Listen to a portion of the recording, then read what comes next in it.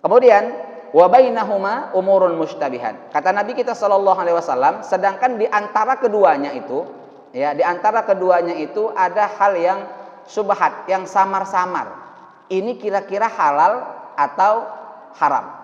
Ya, di sini Ibnu Munzir membagi subhat itu menjadi 3 hal. Ya. Yang pertama, ya, kasus yang pertama, ya, subhat yang pertama ini adalah sesuatu yang haram. Hukum asalnya ini adalah haram. Contoh misalnya ada 2 kambing, ya, 2 kambing, kita tahu 2 kambing ini hukumnya halal, Pak. Kemudian salah satunya itu disembelih oleh orang kafir. Ya, salah satu dari 2 kambing ini disembelih oleh orang kafir, kemudian dagingnya dicampurkan. Ya, akhirnya timbul kerancuan, ini yang mana ini? Yang mana disembelih oleh seorang mukmin, yang mana disembelih orang kafir. Maka subhat model seperti ini harus ditinggalkan. Ya, tidak boleh dimakan. Sampai betul-betul ya tahu bahwasanya oh enggak, ini tadi yang disembelih orang kafir tadi, atau misalnya yang disembelihkan lupa baca bismillah misalnya, karena keasikan motong lupa baca bismillah, dan itu jelas tidak halal. Ya, maka tercampur kepada daging yang halal, maka ini hukumnya adalah tidak boleh dimakan. Kenapa? Karena hukum asalnya adalah haram.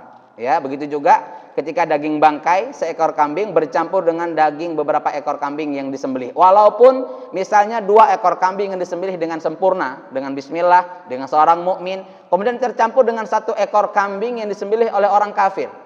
Ya, atau dengan tanpa bismillah, kemudian digabungkan dagingnya, maka ini hukumnya adalah haram. Ya, tidak boleh dimakan. Ya, jadi masuk subhat kepada kita masuk kepada hukum asal dari daging tersebut. Kemudian yang kedua, ya, contoh yang kedua adalah sebaliknya. Hukum asalnya adalah halal. Ya. Kemudian terjadi kerancuan. Sini salah satu contohnya adalah seorang istri yang ragu apakah ia telah dicerai atau belum oleh suaminya. Ya, seperti misalnya kata-kata kinayah. Kata-kata kinayah itu bukan cerai secara zahir. Ya, misalnya udahlah bubar aja kita. Ya, bubar saja kita. Nah, kalimat bubar ini, ya, si istri ini tidak boleh menyimpulkan apakah kalimat bubar ini dari kalimat suami ini sebenarnya maksudnya cerai atau bukan. Ya, makanya kalau dalam bahasa kinayah ini, si istri harus bertanya dulu kepada suami, makna bubar itu apa kira-kira. Ya, ketika dari suami telah mengkonfirmasi maknanya adalah betul-betul misalnya cerai, maka jatuh talaknya 1.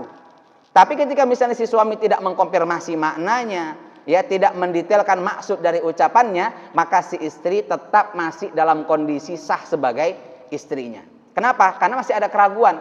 Ya, makanya dalam kalimat cerai itu, ya, harus jatuh talak kepadanya ketika betul-betul telah kalimatnya zahir, sharih, mengatakan kuceraikan engkau, walaupun bercanda, Pak. Makanya kata Nabi SAW, tidak ada bercandanya yang menjadi benar kecuali adalah perkara talak.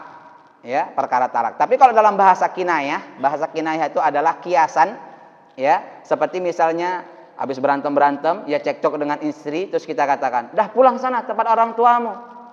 Ya, maka bahasa ini sebenarnya ketika si suami, maka kembali kepada suami, ketika niatnya menceraikan dengan mengatakan keluar kau dari rumah ini, pergi ke tempat orang tuamu, dalam lubuk hatinya mengatakan ini cerai ini, maka jatuh talak 1. Ya, tapi ketika masuk sang suami tidak mencerainya, hanya mengatakan dah main sana pada orang tuamu atau pulang pada orang tuamu, dia tidak ada sedikit pun niat untuk mentalaknya, maka tidak jatuh talaknya. Ya, tidak jatuh talaknya. Maka seorang istri tidak boleh langsung menyimpulkan berarti abang sudah mentalakku, balik kepada orang tuanya, nggak pulang-pulang dia selama 4 bulan, habis masa idahnya nikah pula dia lagi. Ya, maka ini nggak boleh.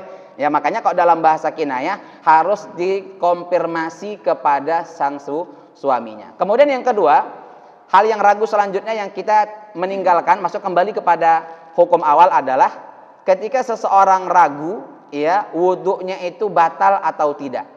Ya, wudhunya batal atau tidak. Ya, ketika misalnya dalam sholat, ya, dalam sholat misalnya ada satu penyakit mungkin yang seakan-akan dia buang angin, ya, terasa seperti buang angin, ya, maka seperti seakan-akan, ya, maka dalam perkara ini tidak boleh langsung kayaknya aku lagi buang angin nih, terus dia batal, tidak boleh. Maka dalam perkara ini, kalau misalnya masih ada keraguan, Nabi Shallallahu Alaihi Wasallam memberikan dua pilihan kepada kita. Maka Nabi Shallallahu Alaihi Wasallam menyebutkan, la yang sorifu hatta tasma'u sautan au tajidu rihan. Kata Nabi Shallallahu Alaihi Wasallam dalam perkara ini, misalnya kita sholat, Pak, kita sholat, kemudian pas ruku, ya, pas sujud mungkin kelamaan, tiba-tiba kita mungkin merasa, kayak ada keluar sesuatu. Maka jangan langsung kita batalkan sampai betul-betul yakin, ya. Maka yakin ini Nabi Shallallahu Alaihi Wasallam memberikan dua kategori keyakinan itu untuk membenarkan keraguan kita tadi apa? Sampai yang pertama kata Rasulullah, jangan kalian batalkan sholat kalian sampai kalian mendengar suaranya, ya, sampai dengar suaranya. Kalau udah dengar suaranya langsung bubar aja, ya, udah keluar. Tapi kayak model-model silent, itu kan memang nggak dengar dia, Pak. Karena model silent, ya. Tapi yang model silent ini kata Rasulullah, au tajidurihan, mungkin suaranya nggak dengar, tapi rupanya berbau, ya. Kayaknya bukan aku nih, tiba-tiba stop, bau, oh berarti betul nih, langsung keluar. Tapi ketika dua hal ini tidak ada, kita tidak mendengar misalnya, kita tidak mendengar dan tidak tercium baunya, karena hidung kita jauh dari belakang, rupanya yang belakang yang kebauan, Pak, ya. Nah, kita tidak mendengar ini, maka Nabi SAW menyebutkan tetap dalam kondisi keyakinan pertama kita. Karena Nabi SAW menyebutkan al-yaqinu la yazalu bisyakki, dalam kaidah fikih disebutkan usul fikih, al-yaqinu la yazalu bisyakki. Ya, keyakinan itu tidak dibatalkan dengan keraguan. Maka keyakinan apa? Keyakinan kita adalah betul-betul kita dengar atau tidak, atau kita tercium baunya atau tidak. Ya. Tapi setelah misalnya kita yakin kayaknya bukan nih, baunya nggak ada, suaranya pun nggak ada, setelah kita salam baru yang belakang nyenggol, bunyi tadi, nah itu berarti harus ngulang sholatnya. Rupanya yang belakang yang dengar, dia khusyuk dalam sholatnya, rupanya yang belakang yang dengar. Kan ada model-model tipis tuh, Pak, ya, ada model-model tipis dia, itu memang kita nggak dengar. Ya, nah ini perkara subhat seperti ini, ya, jangan langsung dalam keraguan langsung membatalkan, tidak. Maka terkadang sebagian ini adalah was-was dari syaitan, ya, was-was dari syaitan untuk mengganggu konsentrasi kita, ya. Akhirnya padahal kita mungkin tidak buang angin, ya, tapi dibisiki oleh syaitan. Makanya Nabi SAW memberikan dua pilihan, jangan kalian bubar atau membubarkan sholat kalian sampai tadi mendengar suara au tajidu rihan, ya. Ini termasuk subhat yang kategori yang kedua. Kemudian contohnya juga adalah, ya, ketika dilemparkan anak panah pada buruan, ya, dilemparkan anak panah pada buruan, kemudian terluka, lalu terjatuh ke air, ditemukan telah menjadi bangkai. Maka ini, ya, ketika matinya dengan panahan kita, maka dia halal untuk kita makan. Ya, kita panah, baca bismillah, kemudian tewas atau mati dengan panahan kita, maka ya para ulama menyebutkan ini halal dimakan. Tapi perkaranya binatang buruan tadi ini jatuh ke air, ya, jatuh ke air, rupanya dekat sungai, nyemplung dia ke sungai, makanya matinya ragu nih. Kita matinya ini disebabkan karena panah kita atau mati tenggelam, ya. Dalam perkara ini maka masuk dalam kategori kaidah awal, berarti sesuatu itu apa? Berarti kemana nih, Pak? Masuknya kemana nih kira-kira? Ya, kita panah nih, udah jelas kena nih, ya, udah sinapuk kena, ya, kemudian ternyata dia berlari lagi, ya, entah kijang, entah apa gitu, Pak, ya. Ini panah ini kalau kita kiaskan sekarang itu seperti senapan lah, ya, senapan, ya. Kalau abang saya sering itu nembak kancil, nembak kancil, itu biasa kalau ditembak itu di situ, itu jarak 10 meter baru jumpa dia, karena habis ditembak dia lompat. Nah, ketika sudah yakin dia betul itu kena, yakin, itu berarti hukum asal tadi apa, Pak? Ketika sudah kena dengan panahan atau tembak, berarti hukum asalnya apa tadi? Halal atau tidak? Halal. Ternyata ditemukan matinya di sungai, di air. Apa ini hukumnya, Pak? Kalau seperti ini gimana nih hukumnya nih? Kembali kepada hukum asal tadi. Apa hukum asalnya? Hukum asalnya apa tadi? Kita sedang membahas poin yang kedua. Hukum asalnya adalah halal. Berarti ini masuk dalam kategori halo? Berarti halal. Ya, kenapa? Karena hukum asalnya adalah dia itu kita sudah jelas bahwasanya telah tertembak. Ya, telah tertembak. Maka kita menghukumi hukum asalnya. Ya, hukum asalnya kita yakin bahwasanya dia mati itu dengan tembakan kita.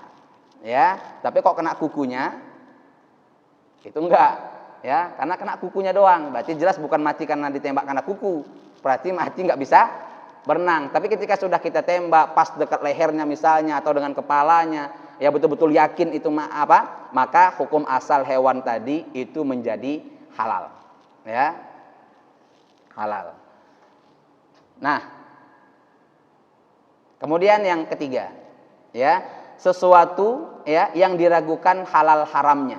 Ya, jadi kalau pertama tadi kan ikut hukum asal. Yang pertama tadi hukum asalnya adalah haram, ya, hukum asalnya adalah haram. Yang kedua tadi hukum asalnya adalah halal. Kemudian yang ketiga ini memang diragukan keduanya. Dalam masalah ini, ya, lebih baik untuk menghindarkannya, tidak mengkonsumsinya. Sebagaimana ini pernah dilakukan Nabi Shallallahu Alaihi Wasallam terhadap kurma yang beliau temukan di tikarnya. Ya, beliau tidak memakan kurma tersebut karena dikhawatirkan kurma itu adalah kurma sedekah. Karena Nabi itu tidak boleh memakan harta sedekah, ya, tidak boleh memakan harta yang disedekahkan.